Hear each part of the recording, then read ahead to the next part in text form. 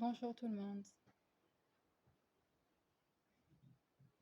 Aujourd'hui, je voulais parler un peu d'un sujet que, dont je parle souvent et que les gens ont plutôt tendance enfin, nous tous en tant qu'humains, on a tendance à ignorer ou essayer de pas trop s'en approcher, c'est la souffrance, en particulier la souffrance physique. C'est vrai que j'aime bien ce sujet, peut-être parce que je suis bien concernée, peut-être aussi parce que voir les autres souffrir me fait également souffrir. Ou en tout cas, même si c'est moins le cas maintenant, pendant longtemps, j'ai beaucoup souffert de la souffrance des autres. Et du coup, qu'est-ce que je voulais dire aujourd'hui à ce sujet? Peut-être commencer par, pour moi, quelle est la raison énergétique, on va dire, de la souffrance si on regarde notre champ d'énergie ou ce que l'on a à l'intérieur de nous. Les endroits où l'on souffre, en fait, pour moi, ce sont les endroits où l'énergie est comprimée, contractée. Les atomes, les cellules, tout est tellement serré que la lumière naturelle de notre être ne s'exprime plus.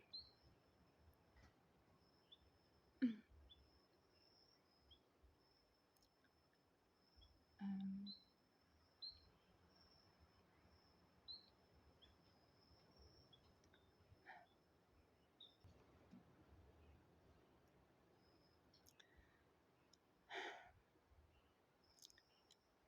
et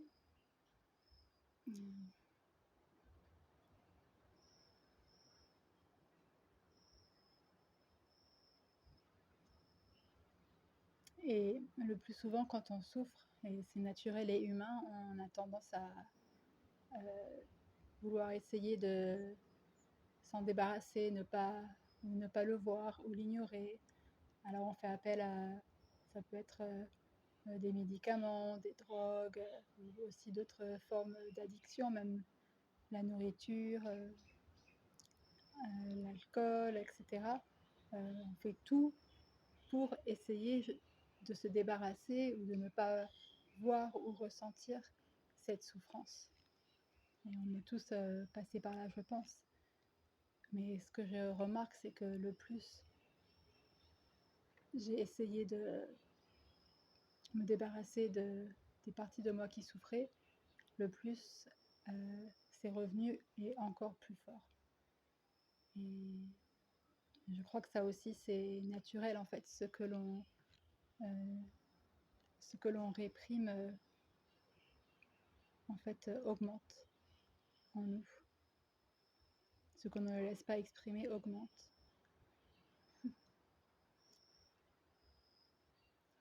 Donc ces différents moyens peuvent aider à soulager sur le court terme, ou si on ne se sent pas capable, si on ne se sent pas la force de faire face à ces douleurs.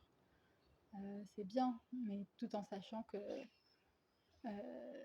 certainement sur le long terme, cela reviendra. Et si c'est pas dans cette vie, ça sera dans une autre vie. Donc ça, c'est une autre discussion, mais quelque part, c'est une chance de pouvoir ressentir et du coup agir sur cette souffrance dans cette vie aujourd'hui. C'est un autre sujet. Aujourd'hui, le titre, c'était donc la souffrance physique et, ah oui, et l'attention envers soi-même. Parce que, encore une fois, c'est ma propre expérience, mais si au lieu d'éviter cette souffrance, je portais mon attention, l'observation dessus, je pouvais observer comme une dilatation des contractions euh, dont je vous ai parlé au début, les contractions d'énergie de notre nature pure, ou de notre champ d'énergie. C'est une réflexion que j'ai eue avec moi-même aujourd'hui.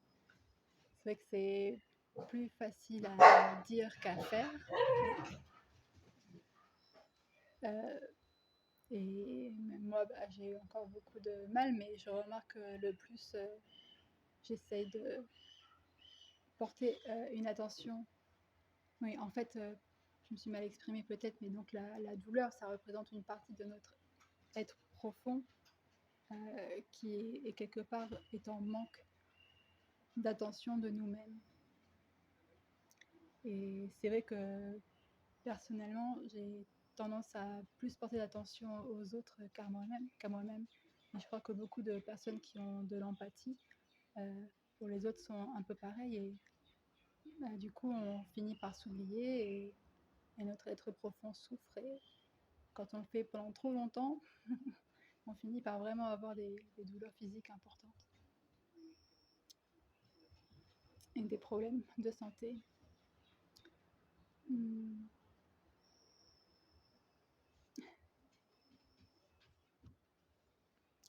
Par exemple, dans mon cas, c'est lorsque on va dire lorsque je croise des gens dans la rue qui vont mal ou même des amis, enfin, je porte beaucoup d'attention à ces personnes. Si elles se sentent mal, je vais leur donner une grande attention en espérant qu'elles aillent mieux. Ce qui est pas mal, hein, mais après, je me suis dit, et moi, est-ce que je me donne autant d'attention que je donne à ces gens lorsque je vais pas bien? Et c'est là où je me suis dit que, en fait, non, pas du tout. Jamais, presque jamais dans la journée, je donne de l'attention à moi-même. Et du coup, une autre de mes réflexions, c'est comment est-ce que tu veux que la vie, on va dire, te donne de l'attention, s'occupe de toi, si toi-même, tu ne te donnes pas d'attention à toi-même. Je pars un peu dans d'autres sujets encore. Et, par exemple, je pense aux parents qui ont des enfants. La plupart, forcément, on donne énormément d'attention à ses enfants parce qu'on veut qu'ils soient bien, on veut qu'ils réussissent, on veut qu'ils soient en bonne santé, qu'ils soient heureux. Et du coup, je vous pose la question, est-ce que vous portez autant d'attention à vous-même, à votre être, à votre nature pure, qu'à vos enfants?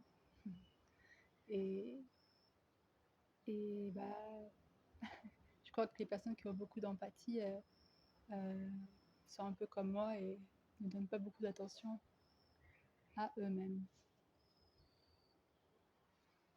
Il peut aussi avoir de longs moments dans la journée à faire d'autres choses, donc à penser aux autres, à penser au travail. Après, il peut y avoir d'autres formes encore d'addiction. J'aime bien aussi parler d'addiction, comme la télé, les réseaux sociaux qui, encore une fois, nous déconnectent complètement de nous-mêmes.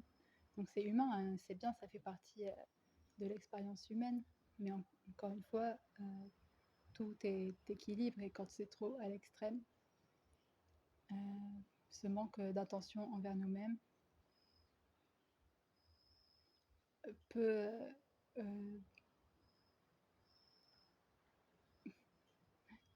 finir par hmm, nous faire beaucoup souffrir de l'intérieur et le moyen pour notre corps, ou du moins pour notre âme, du coup, de nous le faire remarquer, c'est par la douleur, par la souffrance physique.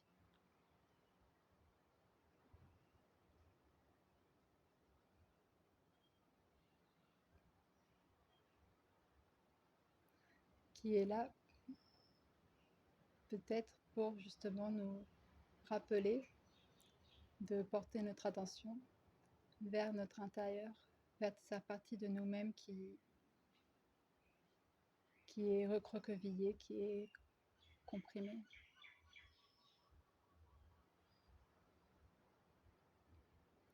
Il y a plein de techniques différentes, j'imagine, pour porter l'attention à l'intérieur de nous-mêmes. C'est pas quelque chose qu'on peut vraiment expliquer, mais peut-être que le plus on le fait soi-même et le plus ce sera facile pour les autres aussi de le faire pour eux-mêmes.